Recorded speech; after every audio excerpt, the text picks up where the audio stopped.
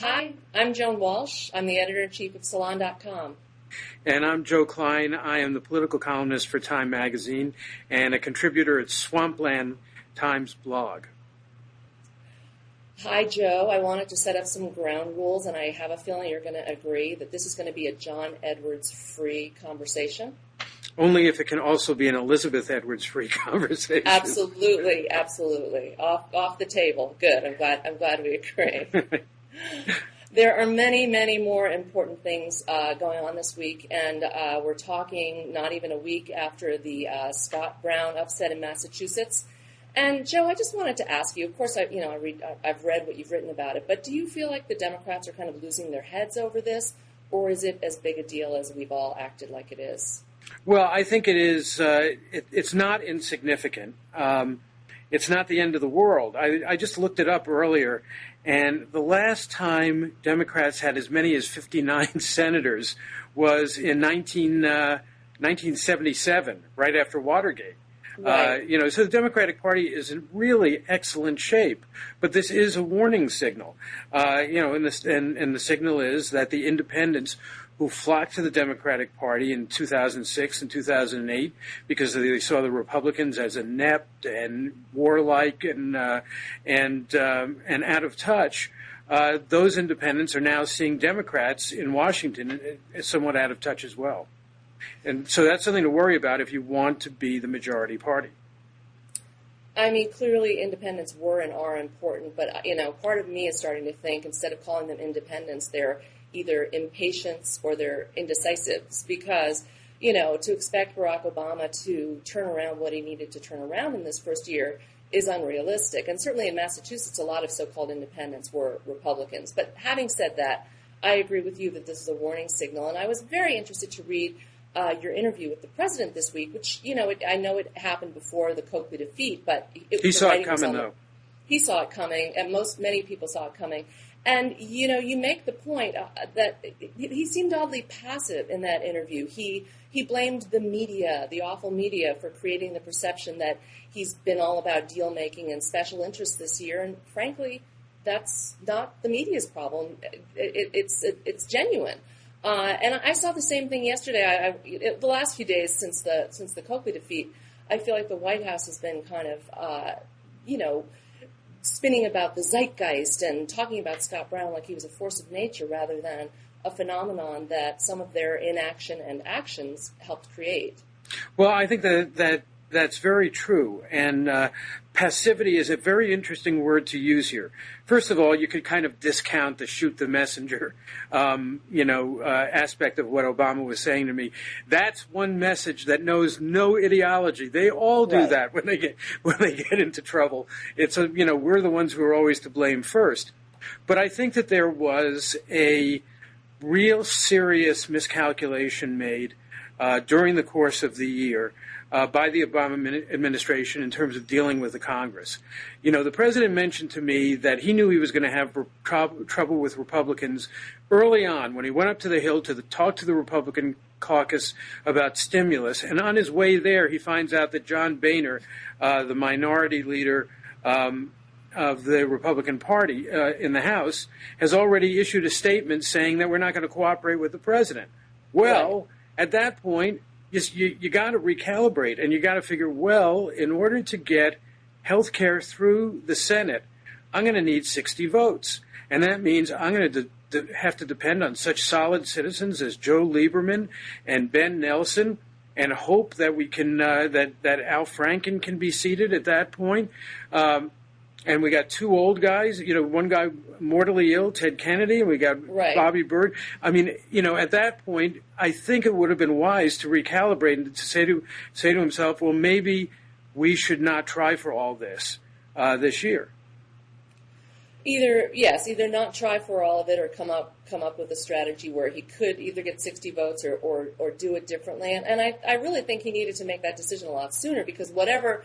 We can discuss the details, and I'd like to discuss the details of what we think he should do now in terms of health care reform. But, having had John Boehner do that to him on his way up, to talk about the stimulus, having gotten 0 House votes on the stimulus, having gotten, Arlen Specter, who became a Democrat, and the 2 wonderful women from Maine on the stimulus, even after compromising and making it smaller than many of us thought it should be. He really should have known he was not going to get Republican support. And so to turn the health care reform bill over to the Senate Finance Committee and really over to Chuck Grassley, who then proceeds to go out and ape Sarah Palin and talk about, pulling the plug on grandma.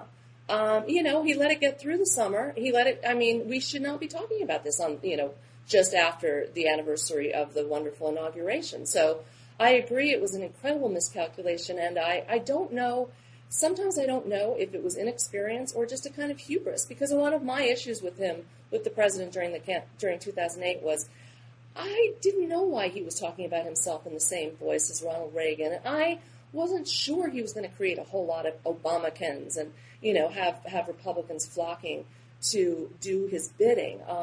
So I still don't know if it was inexperience or hubris. What do you think?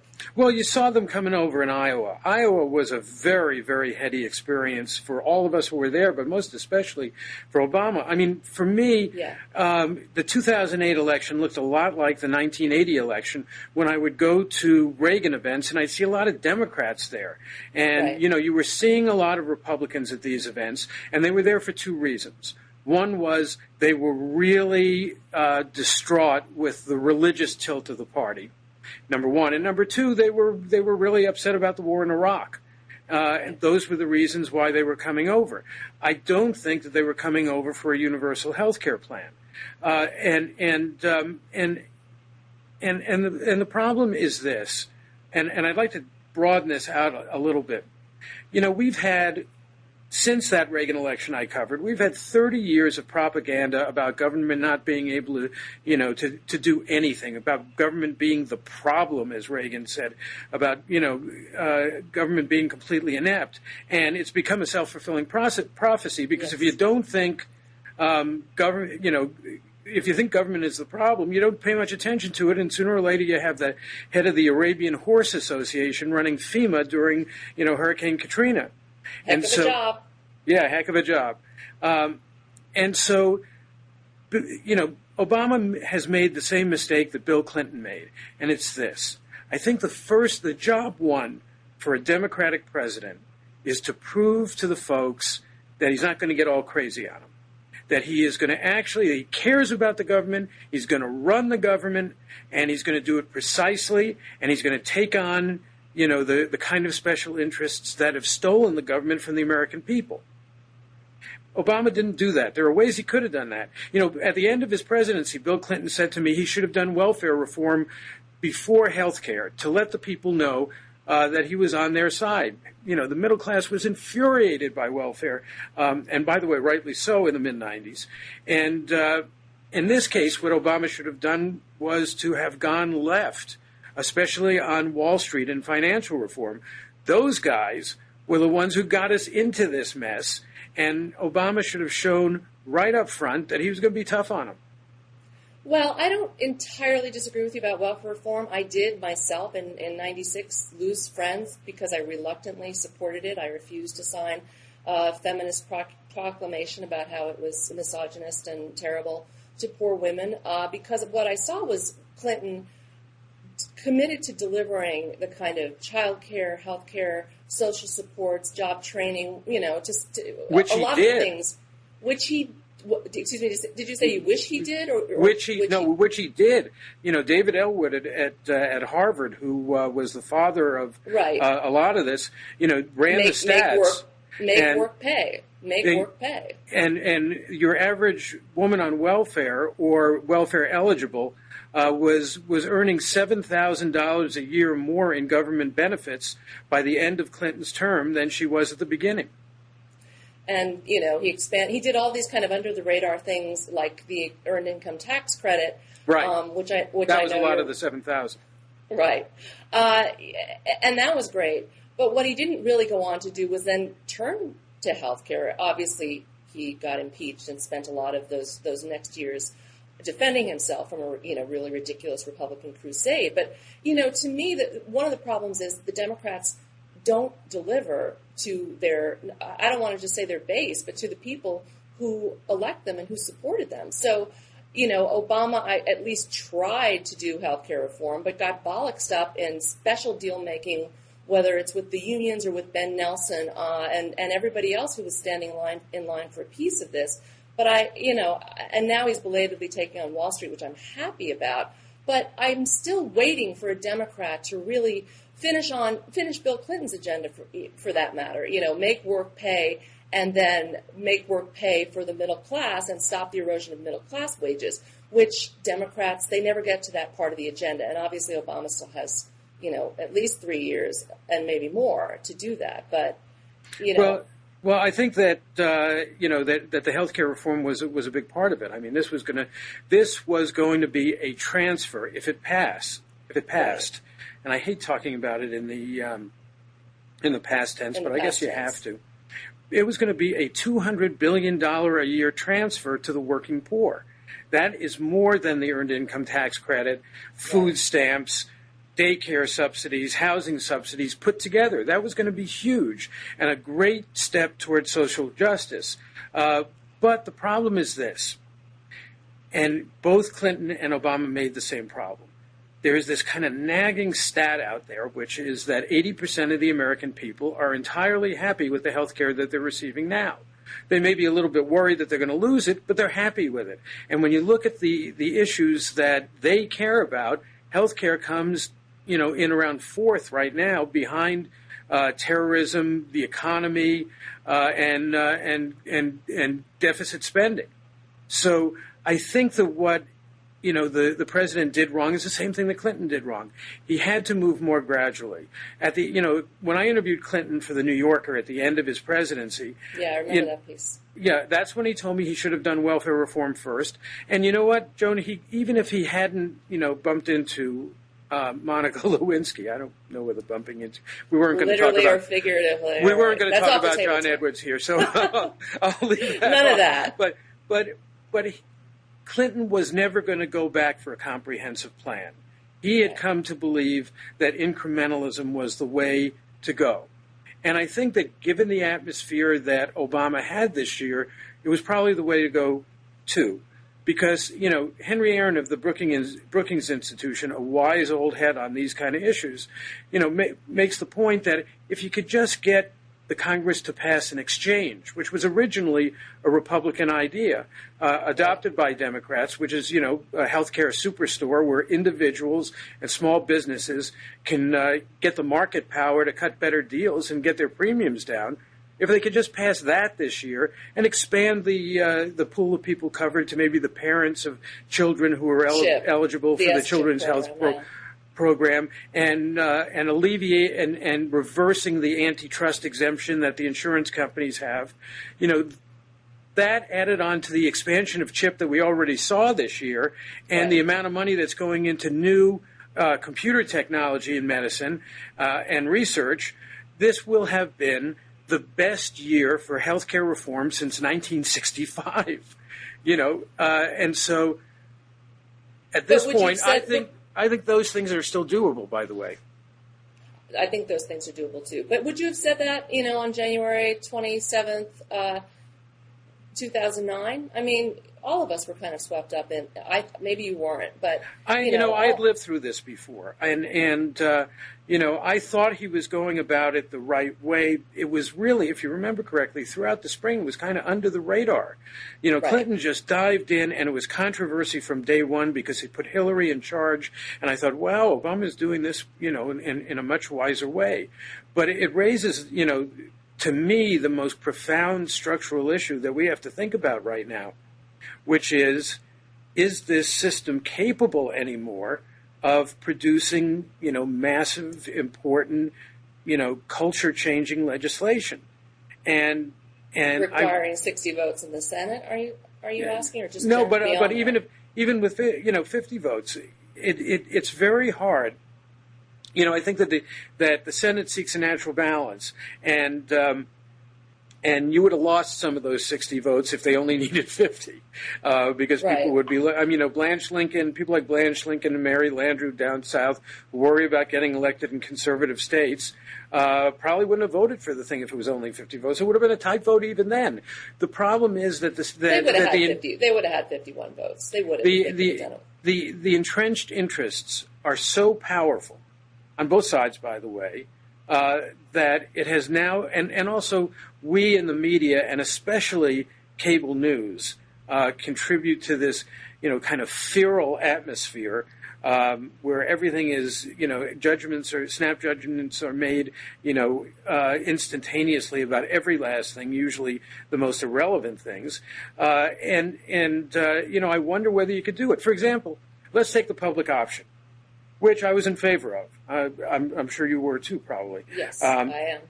But it was a relatively minor bit of the bill. And the fact is, I know this for a fact, that Move On and also the right-wing groups did focus groups and to see how they could dramatize this issue, raise money, create a movement on it. And both sides found the same thing.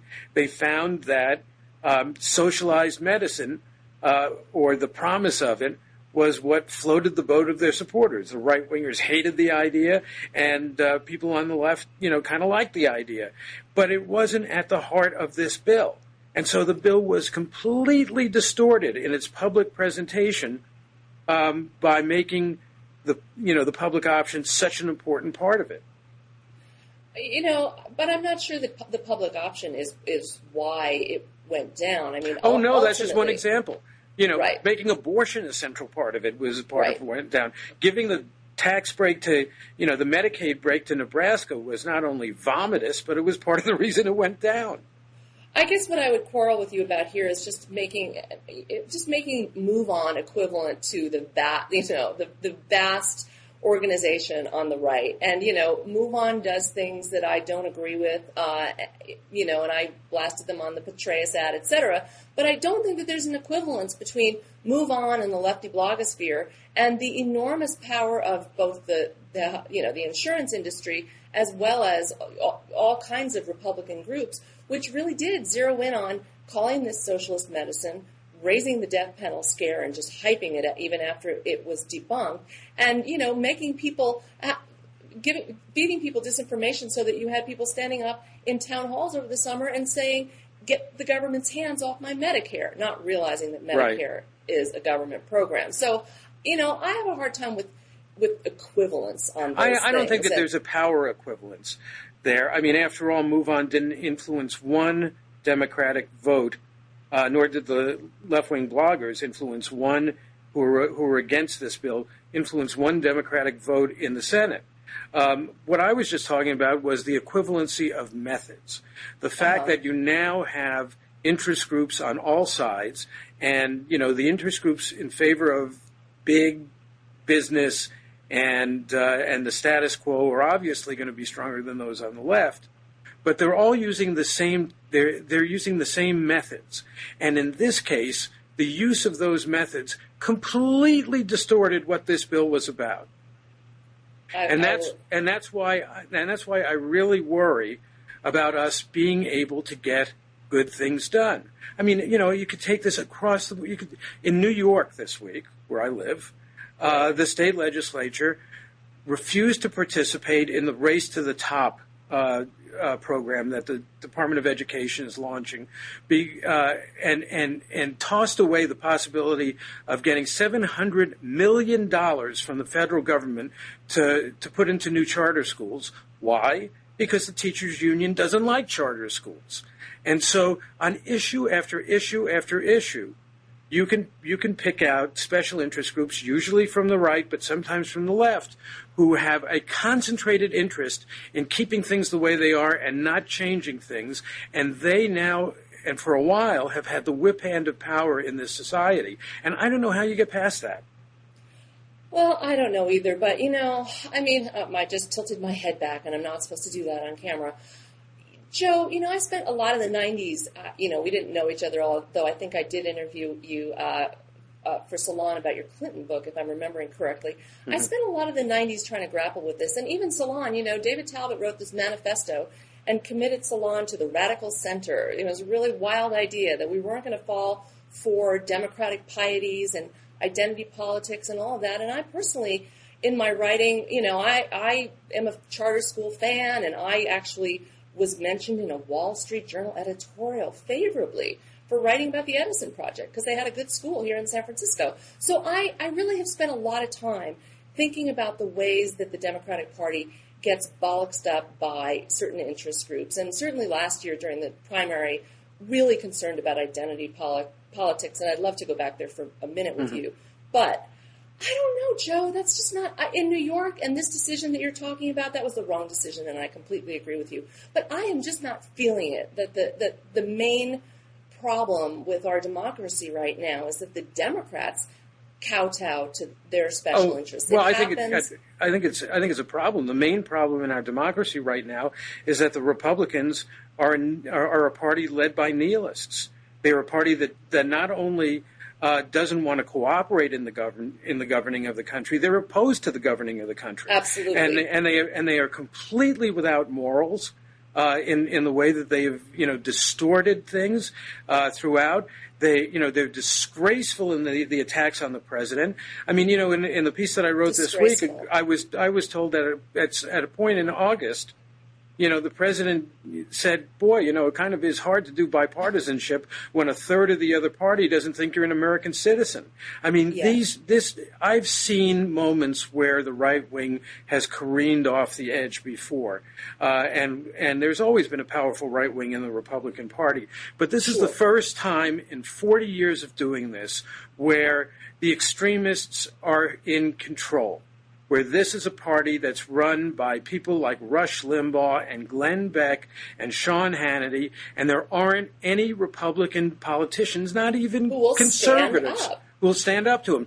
That is a pretty big problem. That is the biggest problem, to me. And I don't know, for some reason, Chuck Grassley, I'm not going to pretend to be a big Chuck Grassley fan, but, looking at the spectrum of American politics and the spectrum of the Republican Party, I just felt like, apart from the guy who brought the gun to to see the president, apart from him, Chuck Grassley was like the low to me when he talked about pulling the plug on grandma, because he knew it wasn't true. And even 5 years ago, you would have a Chuck Grassley, possibly, I think, standing up and saying, you know what, you guys, this has gone too far. And, I've just been on so many shows. The reason my big fight with Dick Armey last year when he said he didn't want to marry me, which kind of broke my heart, was because we were having a discussion about Dick Armey. Aren't you going to say Rush Limbaugh is going too far? I mean, Chris Matthews had a shtick with it. He had fun with it for a while. Just having guys on, and they're all guys. There are a lot of guys. Not all, saying, will you repudiate the most recent outrageous slur against the president by Rush Limbaugh? And it was no. It was like, they didn't even have to work that week at Hardball because the people were just showing up to say, I stand with Rush. So, I have a heart. But that also suggests something, a good strategy going forward for the president, which is, call these suckers on it. Call these men of the people, and you're right, they're mostly men.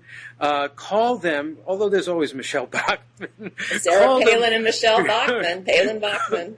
Call them on their alleged populism.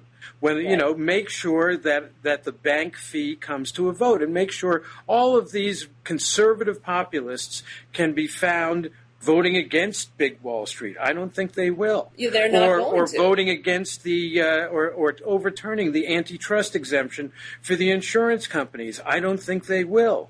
I think that, and then I think it is entirely possible for Democrats to go out to the people next fall and say, look, we wanted to make it possible so that they could never take away your health insurance. But the Republicans stopped us. And they distorted this, and just keep it very simple. Democrats, because they, actually believe in things like policy, have a lot of trouble keeping things simple. They have a lot of trouble keeping things simple, and then, they also have a lot of trouble, even on the left. I'm talking about our electeds, not our activists.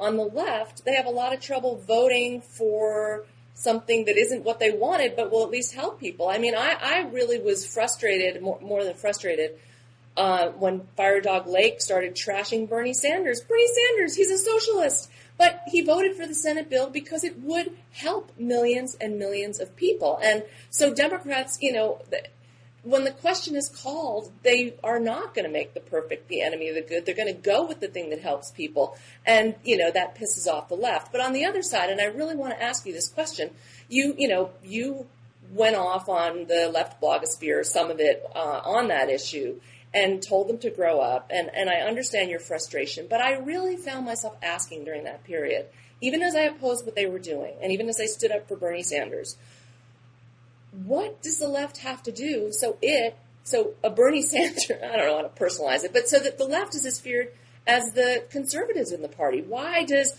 Joe Lieberman and Ben Nelson, why do they have veto power that they're going to kill health care when Chris Dodd or Bernie Sanders are not, we know they're not going to do that. What's going to strengthen the spine of party liberals so that they're as feared when we're talking about the public option, which would have saved money, which would have reduced the deficit, and even the Senate bill reduced the deficit, even though everyone's screaming that it's this big spending bill. How do you develop a credible alternative voice for liberal politics and social policy?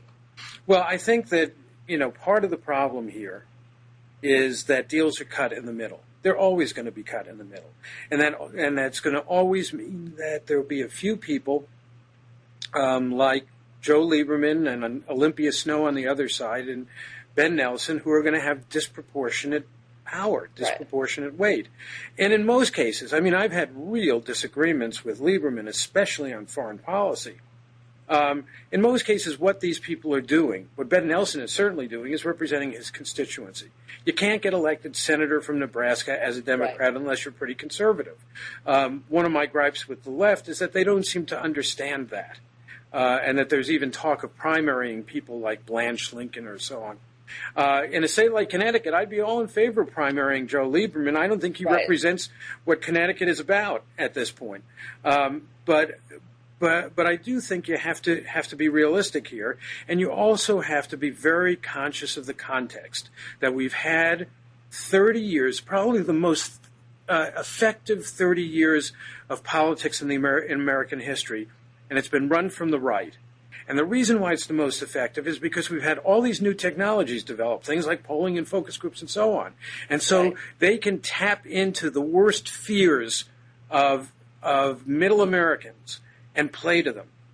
And I think that for liberals to begin to have that same sort of credibility, it ain't going to happen overnight. You got to do it gradually. You have to be able to build trust. The first thing that Barack Obama had to do this year was to convince people that he was absolutely focused, in Bill Clinton's old phrase, like a laser beam on the economy. Now, and it wasn't just health care. When I go around the country, and I've spent most of my time in recent years, writing about foreign policy and national security. When I go around the country, people say, "Why is he going overseas so much? Why doesn't he spend more time listening to us?" And I can give you the justification for almost all of those overseas trips, but still, it's a perception problem. Democrats have to begin to reestablish trust.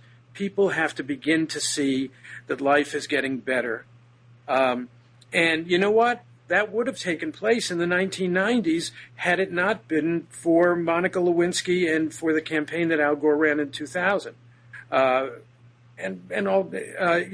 think that people were beginning to trust Democrats again. They had balanced the budget, for God's sake. The economy was booming. But I think that Bill Clinton always wanted to keep things interesting, a little too interesting. And Al Gore didn't keep things interesting enough. Although, I will just sound my eternal horn about, he just was really given a horrible time by the mainstream media. He just was, By the way, I plead guilty to that. You do? Oh yeah. Do you feel bad? Do you feel that some of your coverage led to George W. Bush? No, because I was writing for the New Yorker, and everybody who I was writing for, Right. Was going to vote for Al Gore in any case. And also a lot of what I was writing was trying to get Al Gore on the stick and, and to run a more effective campaign. But I didn't give him the break I should. I'll give you a great example of how I screwed up. And that was Al Gore's campaign consultants didn't want him to talk about the environment at all. I mean, They just, and finally he said, I'm going to talk about the goddamn environment. And he gave a speech in May in Philadelphia, May of 2008, in which he made this proposal. It was an enormous proposal. It was $15 billion a year invested in new technologies. That's how he was going to spend the budget surplus that Clinton had built up. And I completely missed that speech. Almost everybody did. It was page 24 in the New York Times. Why? Because Bob Shrum and the rest of the people who were advising him spun it as Al Gore being against higher gas taxes. So I said, I don't need to read about that. It's nonsense. Right. Yeah, I mean, I think a lot of blame does go to his handlers and some to him. But I really think looking back, the failure to really debunk a lot of impeachment while it was happening is, as much as I have criticized Bill Clinton myself for being less than serious, let's just say, the mainstream media really squandered a lot of its credibility on really stupid stories, and as opposed to now. Well, right, and here we are, and here we are, and but, so yeah, I was, I never thought. I mean, and in fact, that the first week when the Lewinsky thing came up, I wrote in the New Yorker that this was an era that was going to be remembered more for the ferocity of its prosecutions than the severity of the crimes, and that such periods are never remembered very fondly. But I really think that in these kind of conversations we have to always look to ourselves as well. And I don't mean you specifically or Salon specifically or me, although I've certainly made a lot of mistakes that I'll cop to. But when I look at cable TV now, I mean, it's just appalling. It really is. And you see them surfing along these stories, these soap bubbles of stories that really aren't at the heart of what the problems are that we have in the country right now. And they are, by the way, really serious problems. Yes. I mean, we did an end of year feature on bogus stories, and our big one was death panels. And, the reporter who set out to write it, I gave him a hard time because he didn't give me enough examples of how the mainstream media fell for it. And he came back to me, LexisNexis, the first AP story said it wasn't true. All the print stories really quickly said it wasn't true. It wasn't even a he said, she said deal. It was like there are no death panels. And yet it was cable news that played it as Sarah Palin says. He's, at best he said, she said, and frequently, death panels are the big issue in the bill. So I agree with you. And as somebody who goes on that, those shows, I every time, try to talk to myself and make sure I'm not hurting America by doing it, as Jon Stewart said. But they do bear some of the burden. And in my own experience, and I know you share this, you can't say, I don't know. I'm not sure. I can. Listen, I'm old. I've been successful. I don't care. If they ask me a question that I don't know, where I don't know the answer, I say I don't know. I remember I was on contract to CNN during the 2004 presidential campaign, and I was on the air the night that Howard Dean got the support of Al Gore. You remember that night, that deathless night. And the anchor asks me, Joe, is it over? And I just started to laugh. I said, nobody's voted yet. It hasn't even started. And so you get those kind of questions, and you don't want to be rude, because because then they don't invite you back, and you have, and you lose all of those people who run into you in the mall and say, I saw you on TV. But I know. But but somewhere around 10 years ago, I drew the line and I said, I'm just not going to answer stuff that I don't know anymore, because I remember I was overseas watching the American media react to Kosovo, and I saw people, domestic political reporters, being asked about Kosovo and the bombing campaign there, and they're saying, "Oh, it's a complete failure. It's never going to work. It's never going to work," and then it worked. Right. And the fact is that even those of us who devote an awful lot of time to reporting and really try hard to get it right, we don't know all that much. Sometimes we don't. And yet we allow ourselves to be portrayed as people who know an awful lot. Well, I am proud that last week on MSNBC, I was confronted with a John Edwards story that I didn't expect, and I refused to talk. But now you've broken the rule. refused to talk about it. I rules. refused to talk about it. And they asked me back. The same show asked me back. Well, so that's a good. Sign. That's good. Let me just change the subject before we go, and that is to the area that I care about the most, which is foreign policy. And one thing I should say here is that, during the course of this conversation, the two of us, both of whom, have pretty positive feelings toward Barack Obama, haven't really given him his due. I mean, he prevented another Great Depression from happening. That was a big deal. And also overseas, he's moved American foreign policy back to the point where we're cooperating with other countries, where diplomacy rather than aggression is at the heart of what we're about. And, that moves a lot more slowly than sending the troops into Baghdad. You can't do it in 3 weeks. It takes months and months. But one matter of concern that I'd like to raise now going forward this year is that I suspect that given what happened in Massachusetts, the president is going to have to pay a lot more attention to domestic politics this year than he did last year, and less attention to foreign policy. And that raises a concern I have about the nature of his team. As individuals, each of the players are quite good. Bob Gates is an excellent Secretary of Defense. Hillary Clinton is a terrific Secretary of State. But the president doesn't have a wise old woman or man who he can really depend on in foreign policy to keep track of things. I mean, he lost track of the Middle East last year. He admitted to me that they'd blown it. And, the successful presidents usually have some kind of foreign policy alter ego, the way George H.W. Bush, who was probably the best foreign policy president of last 30, 40 years, he had Brent Scowcroft and Jim Baker, and, even George W. Bush had, the maniacal Dr. Cheney, and, Nixon had Kissinger. But I think that, and Carter had Brzezinski to a certain extent, but I think that that's missing in this administration. I think that. And why is that? Is it just that there's no one in his inner circle, in his prior political background? Well, I think that's a question that those of us who are foreign policy wonks, spend many drinks over time. But I think that what you have here is, what one person said to me was the genius model, that Obama thinks he can do the detail work on every last issue.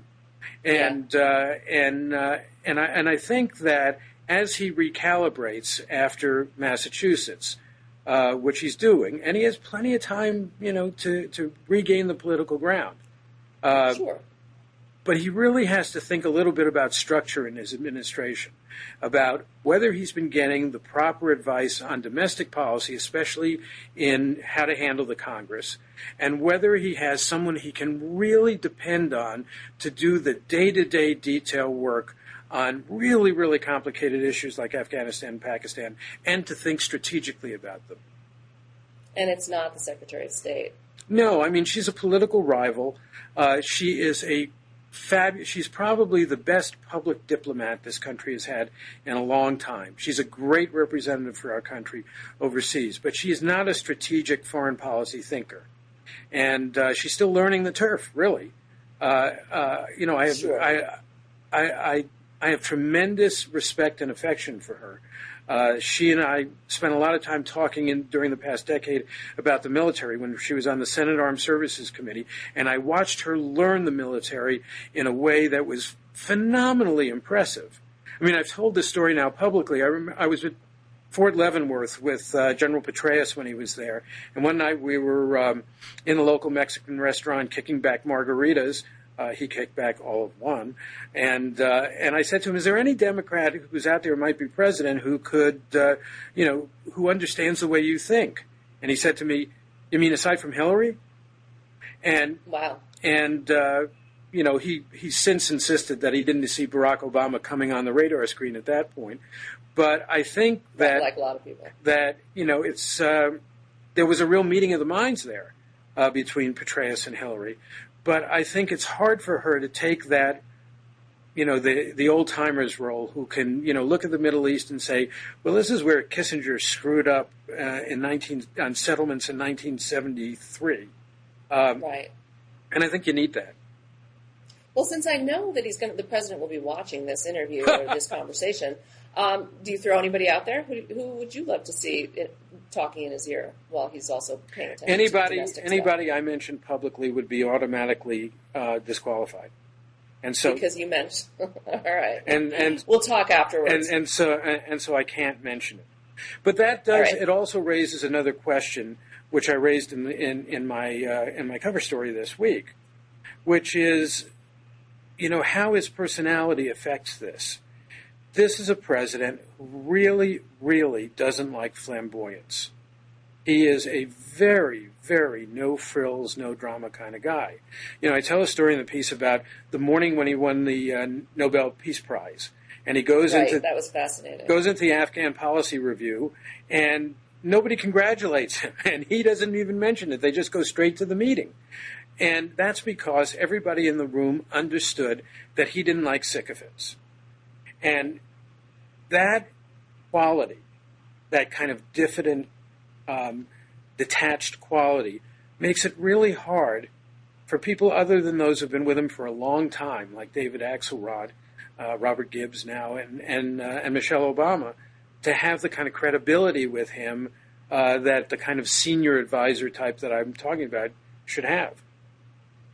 Well, that raises one last issue for me, and we can close on it unless something else comes up. But in your piece, in that section where you talked about that, I found myself thinking about the 2008 primary and that period where Hillary started coming on strong and he fell back. I remember at the time thinking, he just doesn't feel it. And, she was a completely unlikely populist lady. She was a feminazi and, a harridan and hated by the right, certainly, but also, hated by a lot of working class guys. She was sort of the symbol of a certain kind of feminism that had won and that set them back. And there she is doing Boilermakers at bars, and and it wasn't just the Boilermakers. No, it was the whole thing. It was the whole thing, and she really had she had policy on the tip of her tongue, but it was also she was connecting with the economic unease in this country in a way that he wasn't. And it wasn't until I actually was wonky enough at the end of the campaign in late October to compare two speeches he gave, one in I think March in the doldrums when she was kicking his butt, and one in October, and just showing that he became Hillary at the end of that campaign. He learned how to do that, but I feel like he's forgotten it. And it also wasn't natural for him. Right. For her, I've known Hillary for 20 years, and I've seen her grow and change. And I don't mean that in a deprecating or a patronizing way at all. Right. I mean, she's drop dead smart, but she has become, a much more formidable political force than she ever was before. And what happened in Pennsylvania was really interesting. She went to Scranton and she discovered her working class roots, and all of a sudden she became a classic gut bucket Democratic politician knocking back Boilermakers. And she realized, she's always afraid, and I find this is still true of her, that she's going to screw up somehow, that she's not going to be perfect. And the imperfections of that moment, the fact that she was scrambling to catch up and her campaign had screwed up, and she was just going out there and doing it, I thought it was extremely attractive, and I think that she learned from it. The interesting thing about Obama, and I guess this is my last thought here, is that until this week, he hasn't really had a political crisis that will have that forced him to change his game plan, forced him to change who he was, forced him to grow in a certain way, and I think now we're going to learn a lot. I think we are. Well, thanks a lot. It was great talking to you. It was really fun. Likewise, we'll do it again. Okay, great. Thanks. Bye. Bye.